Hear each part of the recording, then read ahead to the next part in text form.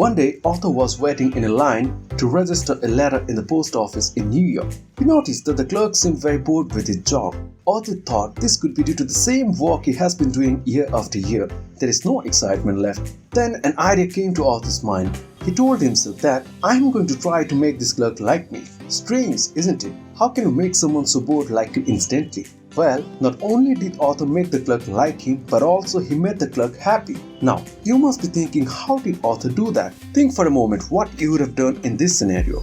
Arthur realized that to make the clerk like him, he must say something nice about the clerk, and that should be a genuine statement. And it was very hard for the author to suddenly come up with something so quickly. Then Arthur noticed something about the clerk. As the clerk was weighing Arthur's envelope, Arthur said with enthusiasm, "I wish I had your head of hair." Do you know what happened next? The bored clerk looked up. His face was beaming with smiles. He modestly said, "Well, it isn't as good as it used to be." Arthur said, "But it's still magnificent." The clerk was immensely pleased. Suddenly his mood changed from a bored guy to a happy guy. After that, Arthur carried out the conversation, and the last thing the clerk said that many people had admired his hair. He must have told his friends about this and looked in the mirror and felt good about his hair and himself. Now the question is, what did the author get in return by doing so?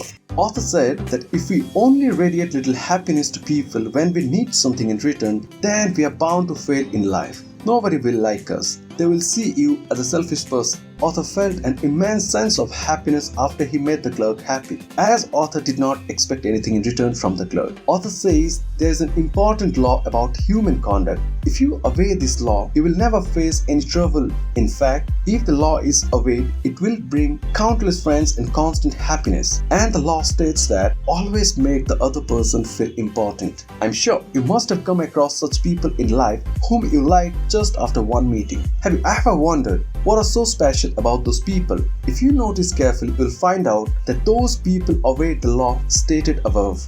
We humans are social beings. We are emotional.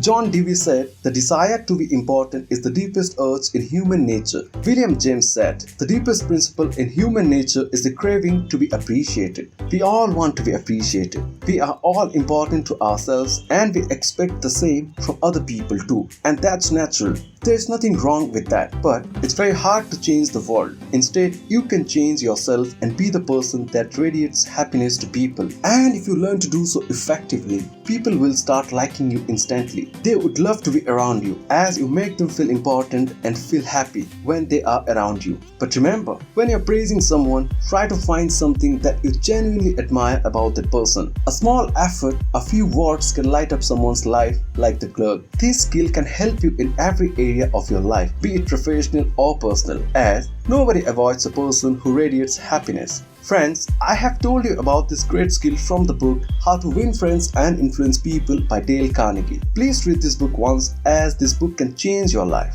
And if you found this video helpful, do like it, as it motivates us greatly. Let's end the video with a great quote by Mother Teresa, who said, "Spread love everywhere you go. Let no one ever come to you without leaving happier." Until next time, keep learning.